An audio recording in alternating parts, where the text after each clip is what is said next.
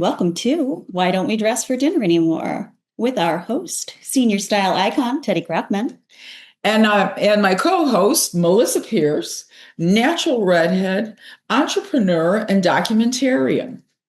Today, we want to welcome our guest, Marquan Jones. Marquan is currently the president of the Chicago Fashion Coalition. In addition, he is a stylist and a brand strategist. So let's dig in right now with our guest to find out more about his creative pursuits. Welcome to the show, Marquan.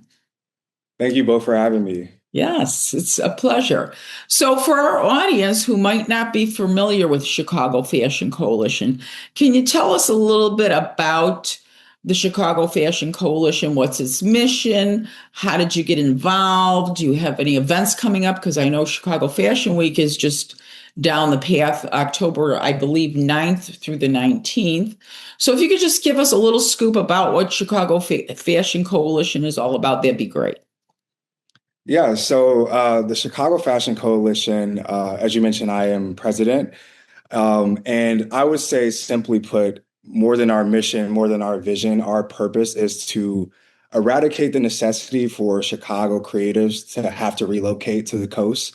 We have a lot of talent here, and I think our biggest thing is talent development and talent retention. And I got involved. I've been president for 3 years now, but I am not the founder of the organization. My good friend Taylor Naughton founded the organization in 2021. A little bit about my background. I have a tech and consulting background. So I worked at Accenture for 3 years of my career, which is how I met Taylor because she also worked there. Okay. And coming out of undergrad, I was a part of a fashion magazine, and I wanted to continue to do that post-graduation in Chicago. And I was looking and Googling to see what was in Chicago fashion, and I couldn't find anything. So I went back internally to my firm and wanted to see if we had any clients. And I'm thinking it's going to be LVMH and something more glamorous. And it was like Kohl's and like other companies that you don't really think of when you think of like the mainstream fashion.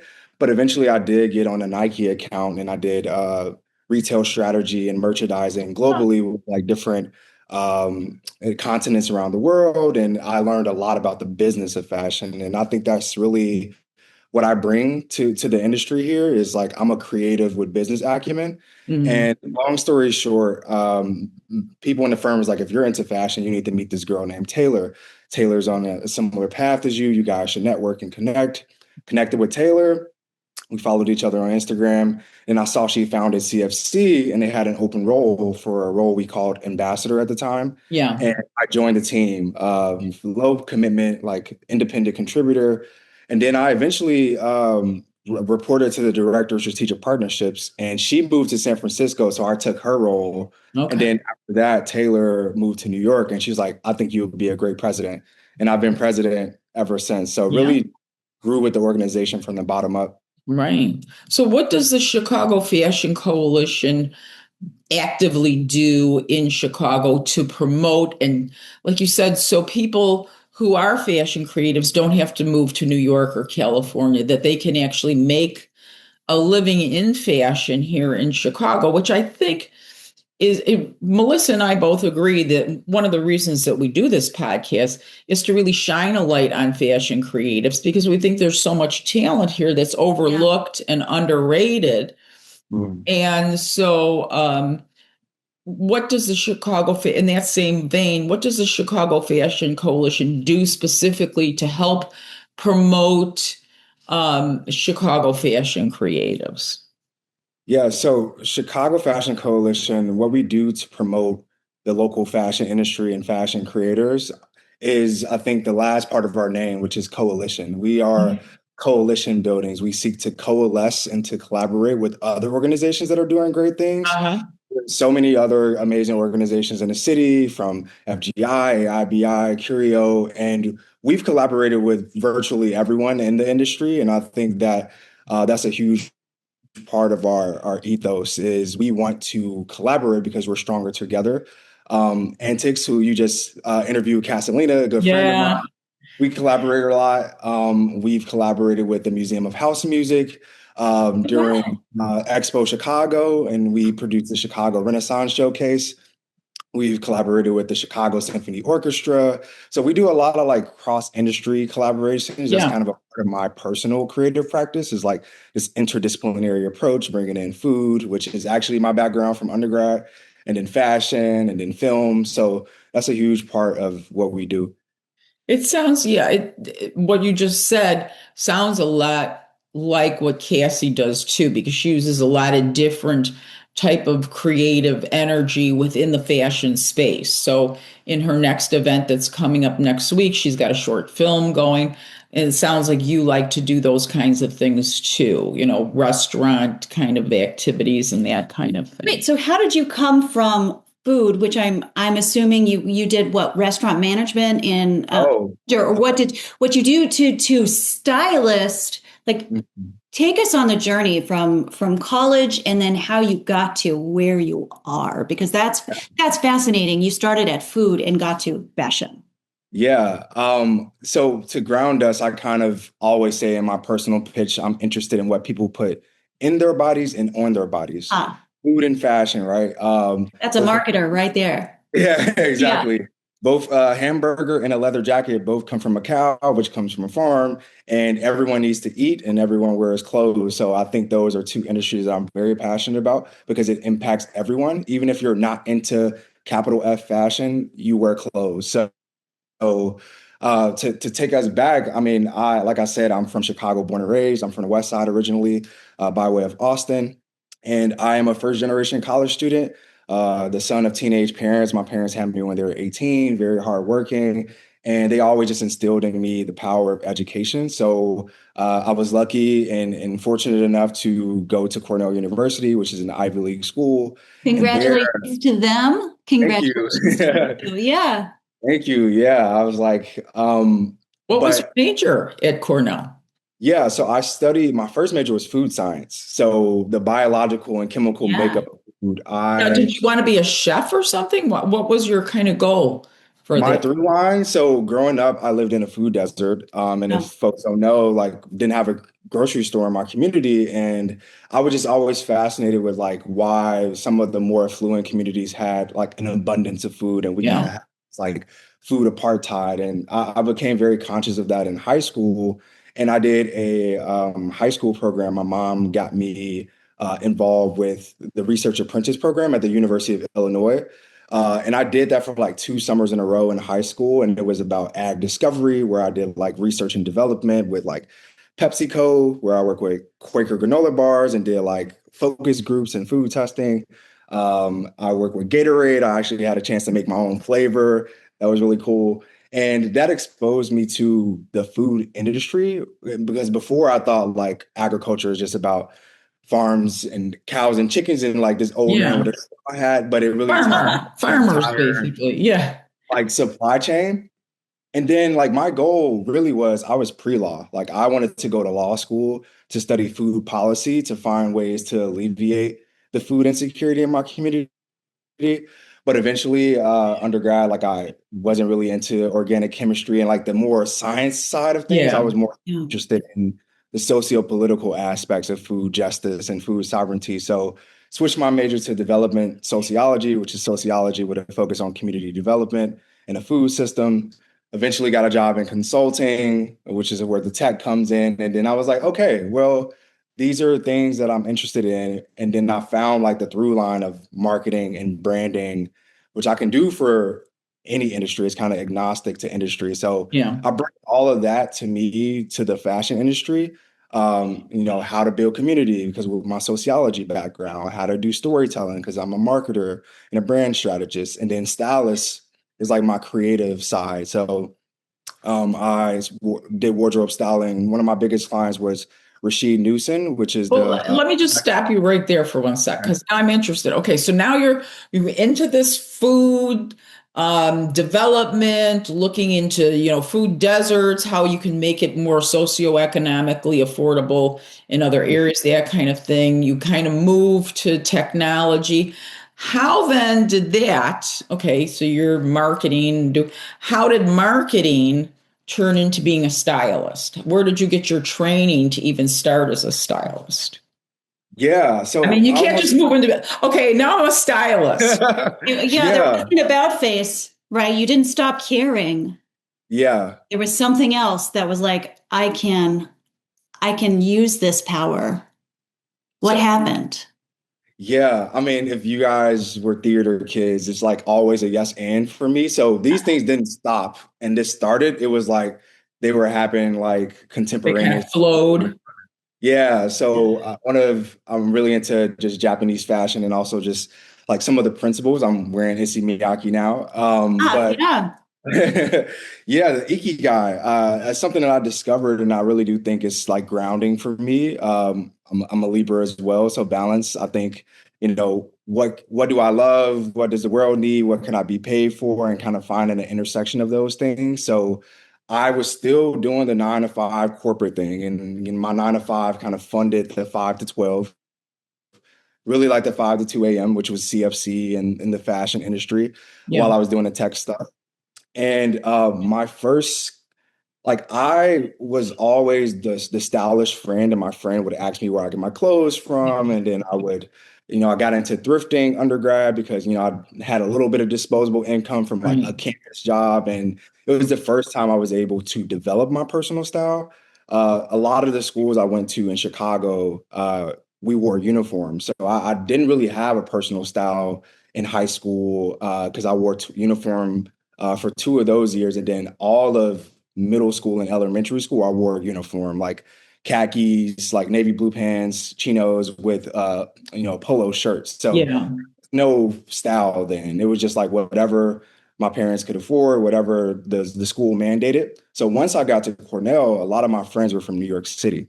Yeah. And that being the mecca of fashion, they were already kind of groomed in their creativity in that way. And I didn't really get exposed to that from a fashion sense until college. I did a lot of theater in high school as well. So that's kind of performing arts, which is, I think, how I became personable and able to like work a room and network, which I think is like one of my superpowers. But fashion, being a part of the magazine, I started to do some writing. I started to do some styling, and then that just kind of carried over. And then I graduated, so I'm class of 2020 originally, and then of course it's COVID. So it wasn't really anything happening in the world, and which is why I doubled down on the corporate side of things, Yeah. which I was mentioning. But then my first styling gig actually came the same week that my grandmother passed away, and I kind of got called upon. Condolences.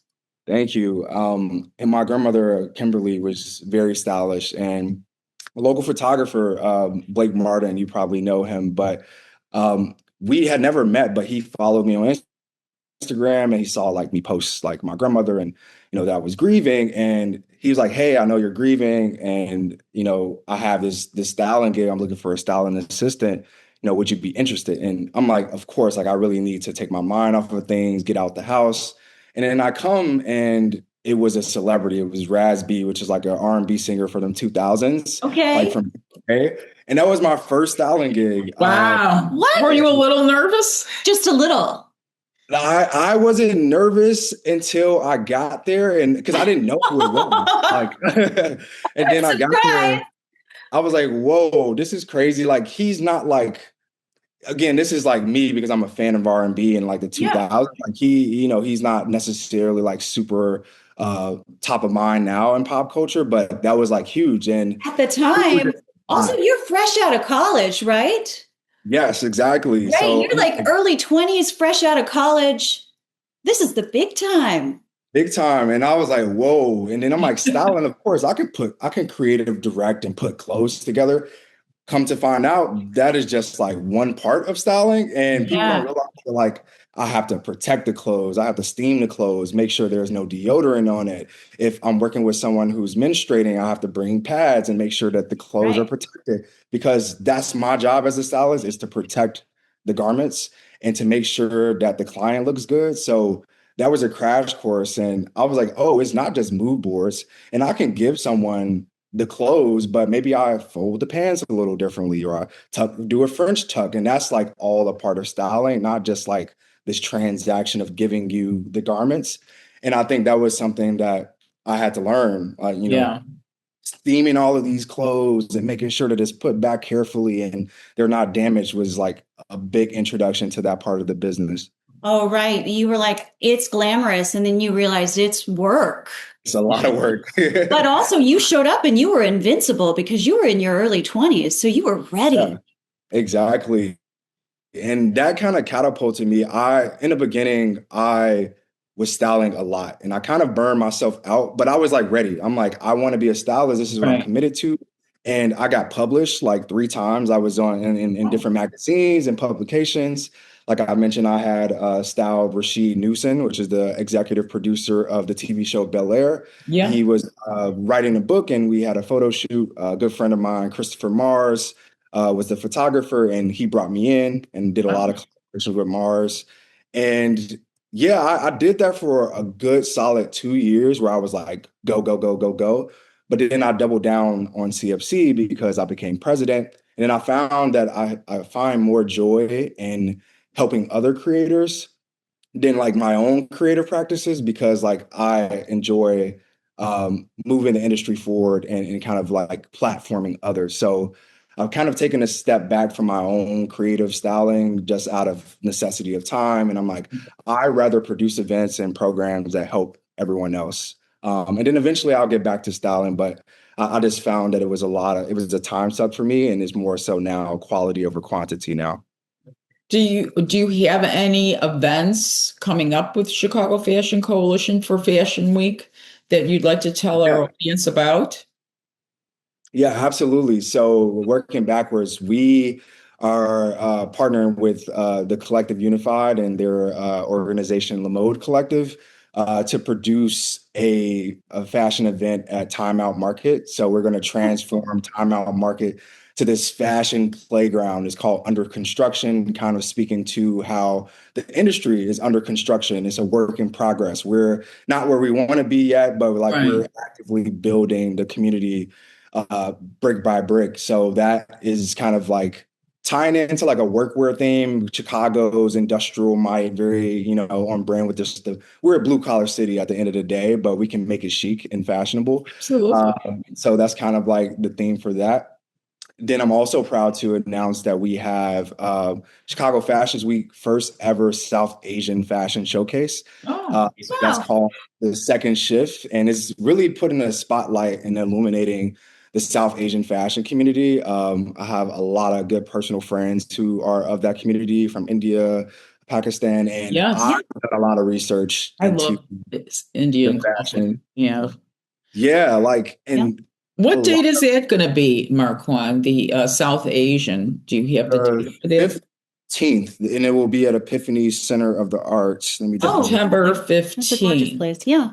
Yes. No, October. I'm sorry. I'm like September. That's yesterday. I'm like, that's yesterday. That's today. That was yesterday. Yeah. Wow. So October 15th. Okay. So we'll put as much information in the description for all our listeners. So if they're interested in going to these events, I'm trying to think when your episode should be published well before Fashion Week. Yeah. So you will have some time to put. Now so the date for the South Asian show is October 15th, you said? Mm-hmm. Yep, October 15th.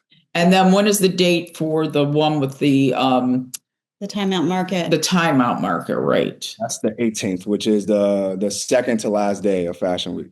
Okay. So you have 2 events then that you're involved in for Fashion Week, or are there more?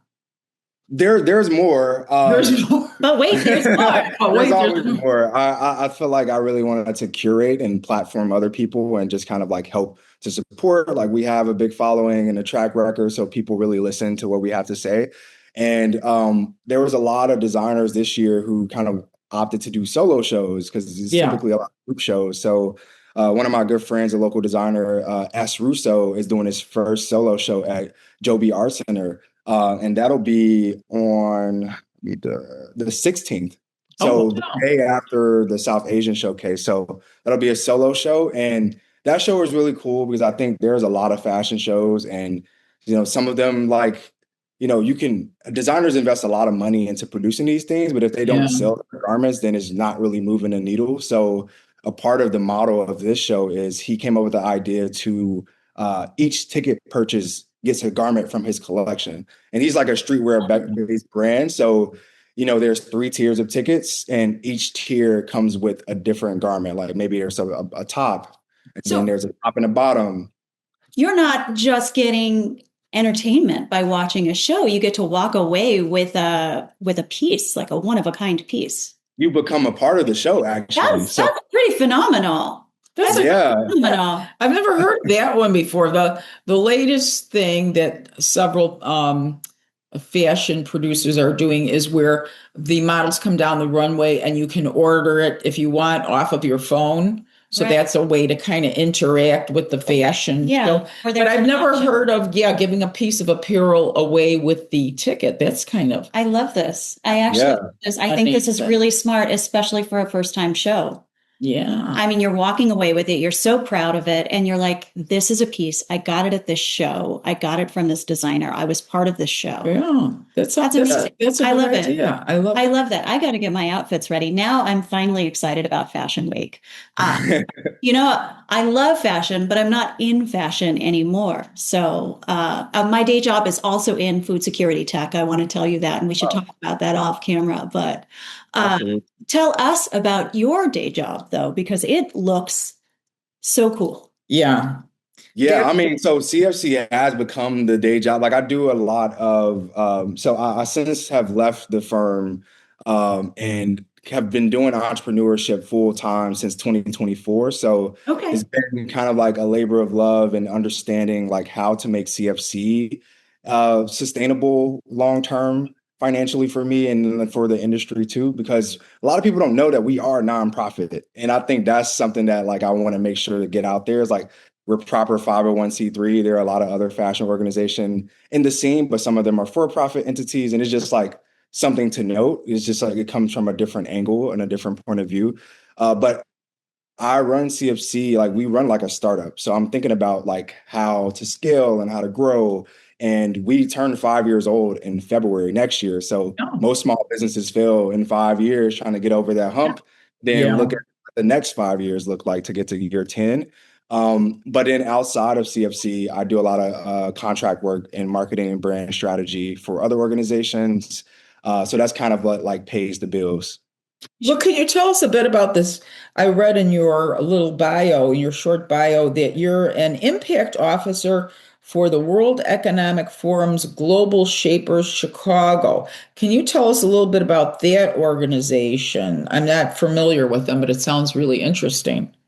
Yeah, absolutely. So the Chicago Global Shapers is a World Economic Forum initiative for young professionals under 30. So we do pro bono work for local organizations in our market and the nonprofit space and the public sector. And it's 10,000 young people around the world. And there's different hubs all around America and also in other countries as well. So what we do is work with different organizations. Right now, I'm on a project with the Department of Environment, actually.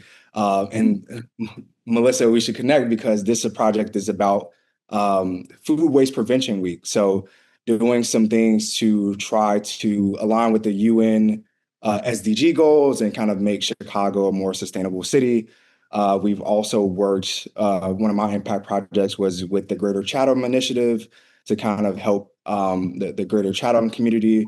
We just kind of like, I call us the Avengers. Like a lot of these people have like, from Northwestern, U Chicago, I went to Cornell, and then we all have like these skill sets and we all have other jobs, but we come together and give pro bono support to organizations that need it and kind of help them with their capacity because a lot of these people are underpaid, overworked. So we come in and kind of take RFPs from different organizations and then kind of support. Wow, you're a busy man. Yeah, Marquan. Helping the world. Helping the world. Yeah, I see you giving and giving and giving and giving. I hear about you giving. What do you get from all of this like outpouring of self? What are you getting from this? What do I get from this? What brings you joy? What makes you come alive in this work that you're doing? Why do you keep doing it? Yeah, that's a really deep question. I think like I go to therapy and I've talked to my therapist. It's like, yeah, everyone should go to therapy, but Yes, they should. it really brings me joy. I think going back to the Ikigai thing, I think the purpose of my life is to build community and build bridges. Like I'm able to permeate a lot of different spaces. Like I'm from the west side of Chicago, the inner city. I have an Ivy League degree. I've had a corporate job, and then I'm a creative. So it's like these places don't really intersect that much, but I'm the common denominator, and I'm able to, everywhere from Inglewood and Austin to River North, and I can like go to these different spaces and lead with empathy. And I think like even going to some other places in the world, like there's a perception of Chicago that we all know isn't true. And I really want to shed a light on a city that I know and love, that raised me, to put it in a positive light, because there's a lot of talent and a lot of great things about this city. And every city has its problems, but I think that brings me joy and that brings me purpose. And also, like, ultimately, I just want to do cool things with cool people that I love and enjoy. And that's kind of what I want my legacy to be. So don't really have all the answers. Like my favorite quote is by Socrates: I only know that I know nothing. And I think is continue to be a lifelong learner is kind of my goal. Yeah. Yeah. What do you think about everyone needs a therapist, Teddy? You know, Teddy is a retired therapist. Wow. I didn't know that. Yeah, actually, I worked as a therapist for about 5 years, and then I became the director of my department. So I kind of went more into the management area of behavioral health. But yes, I do have I have a master's degree in social work and an undergraduate in psychology. So that was my career for 30 years. It wasn't fashion, although I always did love fashion. So it's fun to find my new community now, which I've met some wonderful people, including you, Marquan, early on, actually, when I first got onto Instagram. What I always enjoy about you is it seems like, you're saying that you go into all these disparate areas that don't seem like they connect. But when you think about it, really, there's an interconnectedness in everything that we do. When you talk about food, if you don't have food, the last thing you're worrying about is what style of clothing you're going to wear. So once you're fed and you're nourished, like the basic needs that are met, clothing, food, shelter, but I'm talking about clothing, I'm just talking about something that'll keep you warm or keep you cool in the summer. So when you think about food, once you've become nourished, then you can move on to other things. You can get a job, and then you can make some money. When you make some money, you can pay your bills. Once you pay your bills, if you have a little money left over, you can start looking into more fashionable things. So it's all really connected. All of it is. I mean, you can't go from this part until you start here and you go here, and fashion, is not going to be on top of mind if you're not fed well and you're not housed, so it's all interconnected. To get to the fashion, you've got to do the basic stuff first. So it's all interconnected. And that's what I enjoy about you, is that you do see that interconnectedness between all of it, and you try to bring it all together.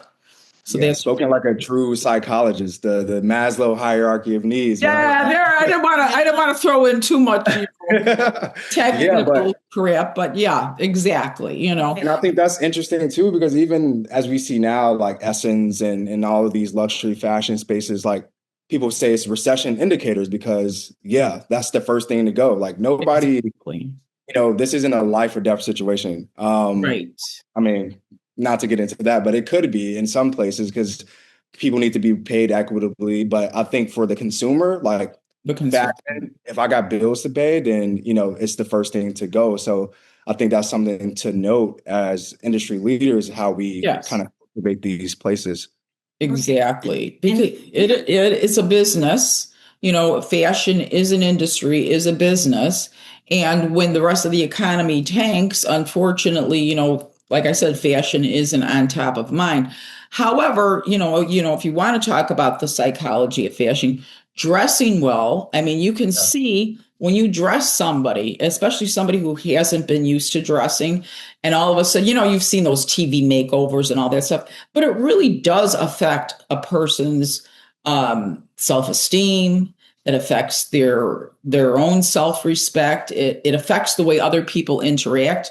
Melissa and I often say on our podcast the first thing you communicate when you walk into a room, you don't even have to say a word. It's by the way you're dressed. People will ultimately, before they even say hello to you, they'll judge you by the way you're dressed. So clothing is an important part of our lives, and I don't want to dismiss that fashion is just a frivolous thing, because it serves a bigger purpose. When you go to a job interview, they look at the way you're dressed. When you go to a party, you have more fun if you feel good and you feel that you look great. So clothing does have its import in our lives. It's not to minimize it. It's just to say that in the whole financial balance of the economy, unfortunately, fashion is probably one of the first things to kind of go downwards when people don't have that extra expendable money. So that's why we want to keep the fashion creatives out there and keep people motivated, because you don't have to buy expensive things to look good. And I think this is a great time for fashion, though. You have to think of it as an opportunity. You have to think of it as, well, how can I take this opportunity of a recession to rethink my business model? I am no longer making unattainable, wacky couture. Now I'm making things that are, maybe these things are like more modular. Maybe you can use them in different sustainable ways. Maybe, you can wear this 6 different ways now. So it's become 6 different pieces of clothing. So there's more value. Maybe this is more sustainable. Right. Maybe this is going to last longer and it's a more classic cut. So it's not going to go out of style. You can think of it. You can just think of your business model a little bit more differently if you're putting on your business manager hat as you're thinking about your fashion. Right. If you are a brand, if you're just a creative, just be a creative. There is something to be said about creating joy in a downturn. Absolutely. Like creating joy, bringing nothing makes me happier than buying a new outfit. Right. Well, nothing makes me happier than seeing people creating joyful moments in a frightening moment. Yeah, like in a frightening time. It is a frightening time. There has to be room for disruptors to create joy. Yeah. Joy is a revolution in itself. Right. So that's what you have to do. And I think, Marquan, you do that by bringing people together. Yeah. I think you do that by creating coalitions that celebrate creatives. And I thank you for that so much. There you go. So you got a new fan there, Marquan. You do. I'm a big fan of both of you as well. And I think the personal style piece, and something I always think of is, fashion is temporary, but style is forever. In terms of the economics of it all, it's more affordable to keep the piece that's going to last you a lifetime versus shopping at Shein or some fast fashion company. So I think even though, people might not have the most money right now, if you take your clothes to the tailor, because bodies fluctuate, and you might want to get something taken in, those are things that are important. And then also from you mentioned how people perceive you. Yeah. Social scientists. So I think about color theory and color psychology. What does the color blue mean? Or wearing earth tones is grounding, and red. You want command attention. You wear red. Exactly. So I think about those things too as I get dressed, and just my personal style. And also when I style clients, I don't always just work with models and photographers. Sometimes I work with the average Jane and the average Joe. What should I wear to work? Or I'm going on a date for the first time with this person. How should I dress? And those are all things that I think that would be so much fun, because, a model is going to look good in almost anything, but really take your everyday person and show them that, you can still look great too. It doesn't matter what size you are, what age, whatever, you can still look fabulous too. So that, I think, would be a real joy to be able to do. That being said, because we are a fashion podcast, so we want to talk about some fun fashion stuff. And we ask this question of all of our guests: what's your favorite era or eras in fashion, and why? Yeah. My favorite era, I would say the 1960s. I'm really into 1960s mod. I'm a prep at heart. I went to an Ivy, and before I went to Cornell, I was just really inspired by preppy fashion. And Is that because you had to wear a school uniform your entire life, though? Come on. Yeah, but it wasn't really prep. I mean, honestly, it was very bland. I think like I was just like really into like preppy. Like I think of like Fresh Prince of Bel-Air and like Okay. Carlton Banks and Will Smith. And I think of More there's a Carlton. More Carlton. yeah, yeah, more Carlton. And there's a book called Black Ivy. And it talks about Miles Davis and his Yeah. personal style and how people like African Americans in the 60s dressed this way as a form of Mhm. protest and reclaiming like it's not only one type of person that can dress this way. So being able to dress that way. So I love the 60s, also the 1920s. I think the Roaring 20s, even into the Great Depression, everyone wore suits or something tailored, no matter what socioeconomic status you were.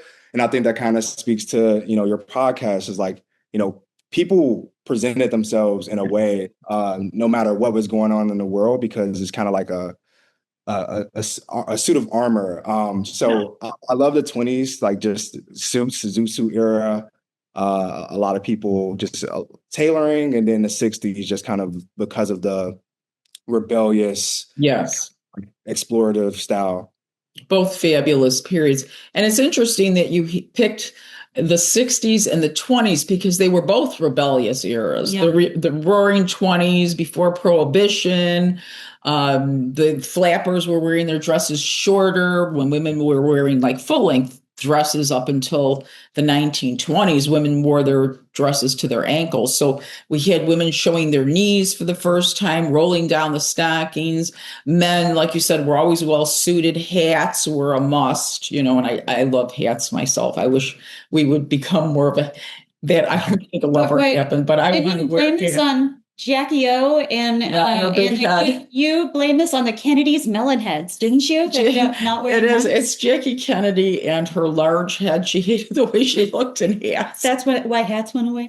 Actually, that's when hats were on the decline because Jackie Kennedy, Halston actually came up with the pillbox hat first so she could wear it on the back of her head because she thought her head was too big and she didn't look good in hats. And Jackie Kennedy was a big style icon, so all the women followed her and they stopped wearing hats. Oh, wow. So blame it on Jackie Kennedy. But it's interesting that you picked the two most rebellious eras. 60s was civil rights, all the women's rights, women's lib.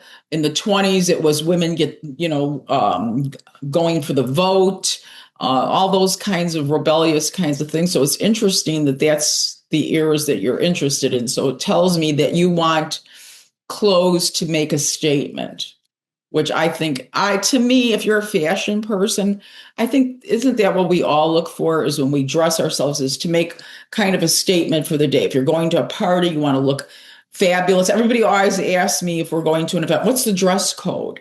Which I love because no other group of friends do I have that'll ever ask me what the dress code is. They all come however the hell they want to be dressed and that's it. But every fashion person, if they're going to a fashion, Teddy, what's the dress code for this? What's the dress code? How are we supposed to dress? What's the theme? What's the theme? What's the theme? Right. Yeah, we love a good theme. It's more of a respect, I think, for how am I supposed to present myself? It's not like you can't be unique in your style, Right. but is everybody dressing more cocktail? Is everybody dressing more casual? Wherein I think more kind of civilian everyday lives, people don't really ask each other what they're going to wear. They just wear what they feel comfortable in and they go, and that's it. So I always think about, the saying, people won't remember how you look or what you said, but they'll remember how you make them feel. Right. Although I think the semiotics of how you make them feel is very important. Like how you look says so much about how you make them feel. So the respect of showing them that respect is very important. So how they feel when they first see you, like, how do I want them to feel? Mm-hmm. Do I want them to feel respected? Do I want them to feel like I'm a safe person? You were talking about dressing in neutrals and making sure that they know that you are grounded and that you are safe for them. All of those things, that stuff is so important. What's the theme? Is it, I want them to feel like it's a party. So exactly. a cocktail dress or whatever it is. Exactly. You want to look festive. Right. That they don't remember the way you look. What a load of bull. That's what I say.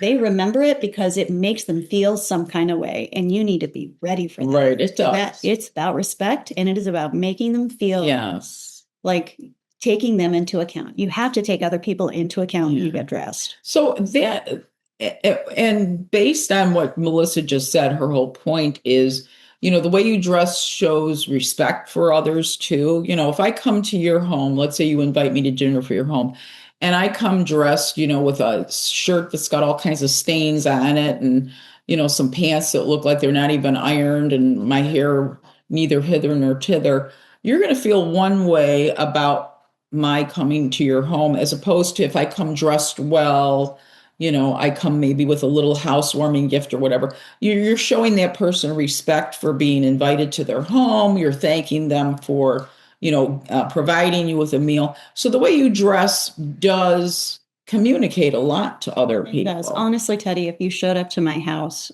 dressed in the previous way you described, I would take you in and love you anyway. Yes. But you think I went nuts or something? I would call your husband. Well, you know me too well. Yeah, I'd never go anywhere like that. But I mean, let's say we were getting together for the first time. Yeah. If we were getting together for the first time, I would still love you, but I would worry about you. I would worry about you. Yeah. Thank you, Melissa. Yeah. I love you too. But anyway, well, and before we wrap up, Marquan, the other question that we always ask our guests, and this kind of ties in with our conversation about showing respect for wherever you're going. Like I remember back in the old days, when you went to church, women wore hats, men wore hats, men wore their suits, women wore their Sunday best, that kind of thing. So it was a way, again, of showing respect in the church, how you present yourself, etc. So there used to be certain moments in life, like if you went to a dinner party, you were expected to dress kind of cocktail. If you went to a wedding, you were expected to dress up. If you went for Easter dinner, you were in your Easter best. It seems now the lines of dressing have blurred so much that, in my opinion, when I see people, and I see people at different events, and I'm not talking about fashion events, I'm just talking about family events or whatever, it seems like people are dressed kind of the same no matter where they're going. That's kind of why we ask the question over and over again. And the theme of our podcast is, why don't we dress for dinner anymore? Because it seems like occasion dressing has kind of fallen somewhat by the wayside. So in your opinion, Marquan, why do you think we've become such a casually dressed society for almost every occasion now? I mean, there's very few occasions where you see people really getting dressed up. I mean, I've even been to weddings where I've seen people that are dressed like maybe they're going to a little garden party or something like that, but it doesn't look like evening wear or whatever. Why do you think we've become so casually dressed across the board? Yeah, I think this is such a fascinating question. And I could see even a think piece or a dissertation on this topic. Yeah. But I think, firstly, we'd be remiss not to just think about the current zeitgeist and what has occurred in the last few years, right? Like, I think the lines of occasions have blurred as well, right? People have gone, because of COVID, right? There were funerals on Zoom, right? There were weddings on Zoom. So I think the lines of these third spaces have been blurred. So people have just become more casual because, like, you didn't have to dress up and go into the office. So maybe you're wearing sweatpants to work. And I think we're starting to emerge and come out of that. But I think maybe that is just kind of the sign of the times. But going back to your earlier point, two adages come to mind, like the golden rule and then the platinum rule. Like they always say, treat people the way you want to be treated, which I think is the thing we need to unlearn, because I've learned that you need to treat people the way they want to be treated, right? So if you have, I go to Teddy's house and she has house rules and they might be different than my other friends' rules, I'm going to adhere to Teddy's rules because this is her house and this is her environment. So I think it takes some emotional intelligence for people to kind of meet people where they are and lead with empathy to kind of know, like, what are the social norms in this setting. And throughout our conversation, I think the through line is just history and how things evolve and change over time. You mentioned Jackie Kennedy and how in zeitgeist in that time was because she was such a prominent figure, an influencer of sorts in her time, Yes, she was. before Instagram, like Mhm. people stopped wearing hats Yeah. because of that. So I think that's something that kind of resonates throughout history. There's always these tipping points. And I think right now we're just living in a athleisure, casual society because of COVID. And maybe there's even conversations in the designs I've been witnessing about the oversimplification and the minimalism, just in terms of design languages, and how we're kind of reverting now to a more maximalist side of things as a like antagonist to the minimalism we've been seeing over time. So I do think in the next couple years you'll start to see more maximalism and more occasion dressing. I'm hoping. Yeah. I mean, that gives me a glimmer of hope because I've always liked the little bit more, dress up for the occasion type of thing. You extra? You can never be overdressed in my estimation, but I think agree. I think that what I'm hearing is for the upcoming fashion seasons that there is going to be a lot more glam on the catwalks. More fur, hopefully not real fur, but more fur, more kind of glam looks. I'm hoping that there'll be some revival of that aesthetic because I really kind of miss it, I still dress the way I want to dress. So I'll go anywhere and I'll be overdressed and hopefully people will appreciate it. If they don't, it still makes me feel good. But I'm hoping that we kind of can crawl out of this Zoom life kind of COVID, cocooning kind of thing. And maybe that we have some future in fashion for more glam. I think you overdressing is also its own special kind of culture jamming, right? You just keep on bringing the joy. Oh, look, I tell you. Well, thank you so much, Marquan. You were a delightful guest, very insightful, such an interesting history and background, so many multiple layers to you. It's been interesting to find out about all that. And we'll definitely post your events. The first event is We Are the Culture Under Construction, presented by Le Mode Collective and CFC. It'll be at Timeout Market on October 18th from 8 to 2 a.m. And it's going to be an immersive after party brand exposition. So Is there going to be like a formal fashion show there too? not a formal fashion show. It's more of we'll have like a kind of the second floor of Timeout will be like different brands like popping up, so people can go and shop, and also each brand will give away free stuff as well. There'll be a best dress competition, so instead of watching fashion, you get to be a part of it, and then there'll be some prizes for people who have the best outfit, and then like music performances. So it's really more of a kind of a celebration. I think that was a big gap in Fashion Week. Like if you go to every other Fashion Week, the shows are great, but also people want a celebration of sorts. So this is kind of more celebratory. And then the South Asian, it's called a second shift, and it's really about South Asian creators who have a 9 to 5 and a 5 to 2 a.m., like I said earlier. Yeah. So these are people who have a second shift. So this is going to be a fashion show. I think there's someone reading like some literature excerpts, and then a dance as well, South Asian dance thing. So it's going to be like multimodal. So very cool. And Where is that? that was Where is that one? At Epiphany Art Center, yeah? Epiphany Center of the Arts. Yep. And then lastly, we have Initiation, which is S. Russo solo show, and that'll be at Joby Art Center on the 15th. No, the 6th. On the 16th. Okay. Right. Well, thank you so much, Marquan. We really appreciated this. Yeah. It was enjoyable. Yeah, loved it. Actually, wonderful to meet you. We'll see you out there on the catwalks at all of the fashion events. And we'll connect otherwise. And Teddy, I have one more question for you. Yeah. Why don't we dress for dinner anymore? I don't know. Why don't we? Beats me.